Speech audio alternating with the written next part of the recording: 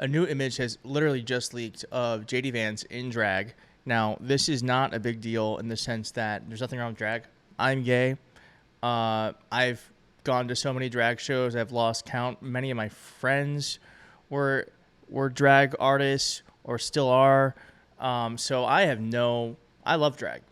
But to me, it's the hypocrisy of being against LGBTQ plus people, saying that drag queens are somehow an affront to society, attacking trans men and women just for wanting to exist.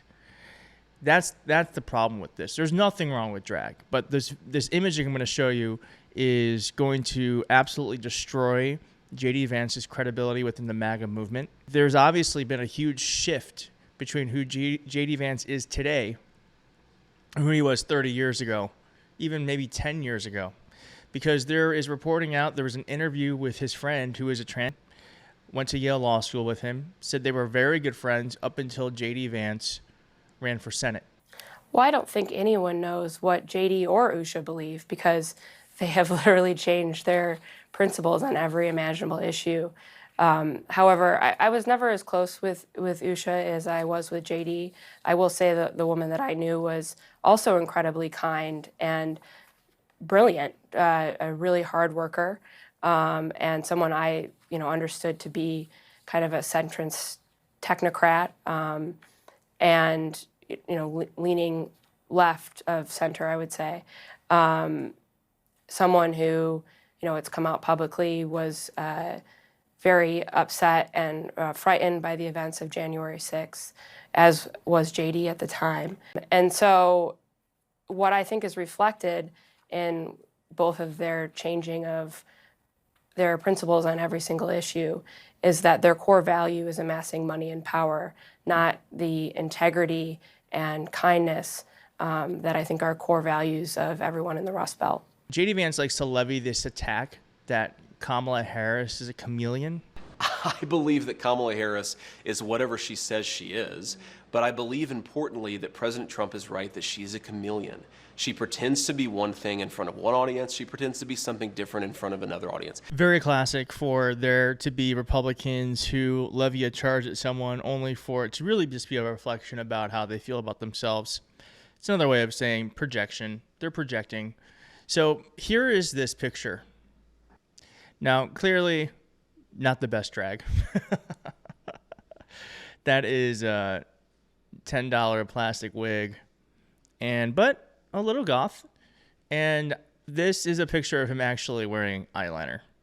So JD Vance has a lot of explaining to do. Like, why is this okay for him, but other Americans who just want to live their lives, want to be left alone by the government, by freaks like him? Not saying this makes him a freak, but what makes him a freak is his obsession with how people choose to live their lives. The Advocate has reported that JD Vance went from thinking he was gay and changing his name twice to being an anti-LGBTQ plus extremist. Senator JD Vance's journey from her troubled childhood in Appalachia, not true, not Appalachia, but to the halls of the U.S. Senate to being former President Donald Trump's running mate, has been the subject of much ink, yet his contradictory stance on LGBTQ plus rights is coming under scrutiny. Vance's memoir, Hillbilly Elegy, contains a revealing anecdote about his childhood belief that he was gay. Influenced by a preacher's condemnation of homosexuality, young Vance feared he was destined for hell simply because he disliked girls and cherished his friendship with another boy. Vance's opposition to affirming one's identity is complicated by his decision to change his name not once, but twice. He was born James Donald Bowman. He took the surname Hamill from his stepfather before finally choosing the name Vance to honor his grandmother. The New York Times reports, the critics argue that Vance's childhood experience should have fostered empathy and understanding toward the LGBTQ plus community. Instead, he has used his platform to undermine their rights, leading to accusations of hypocrisy.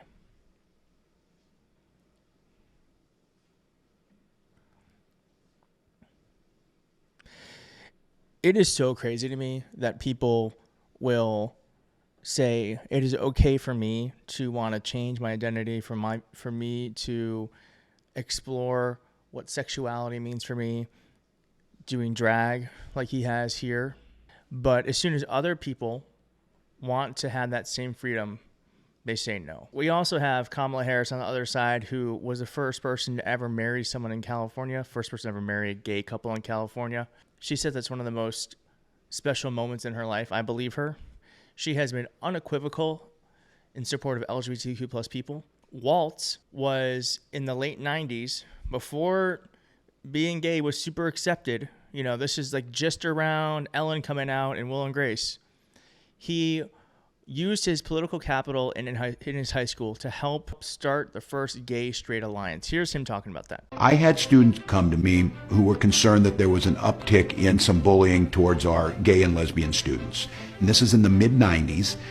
They asked if I would be interested in helping start a gay-straight alliance group. My answer was absolutely.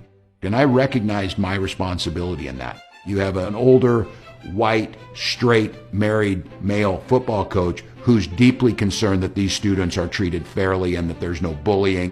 And the idea that my players would be interested in coming to that and learn and to speak, to create a culture in a school that was welcoming, open, and understanding was something Gwen and I always strove for. That to me is what a real man looks like. That's what strength looks like. When you realize that there are people who are more vulnerable than you, and you use your clout and your place in life in order to help people who are less able to help themselves. That is who we should have leading us. That is the example I want for children, for young people, for adults, that we help the weaker among us. We don't attack them. We don't denigrate them. And we certainly don't say that they're doing something wrong, but then do it for ourselves. I hate that so much. Hypocrisy has to be one of the worst things people can do, because it means that you think it's okay. It's just that it's not okay for anyone else. So whatever, let's just kick Vance on the curb. Let's let him deal with his problems in his own private life. He's clearly got some. His obsession with single women, his obsession with who does and doesn't have kids, his obsession with trans folks, and his obvious complication with allowing that in his own life, but then saying other people shouldn't be allowed to do it. There's a lot, like, I don't even want to do the mental gymnastics around that. It's all really, like, gross and mucky, and I don't want to even go there mentally. Like, let's just not go there as a nation. Let's just not give him the opportunity to enact his dysfunction towards a nation. I don't know what's wrong with you young people. You think you just fell out of a coconut tree?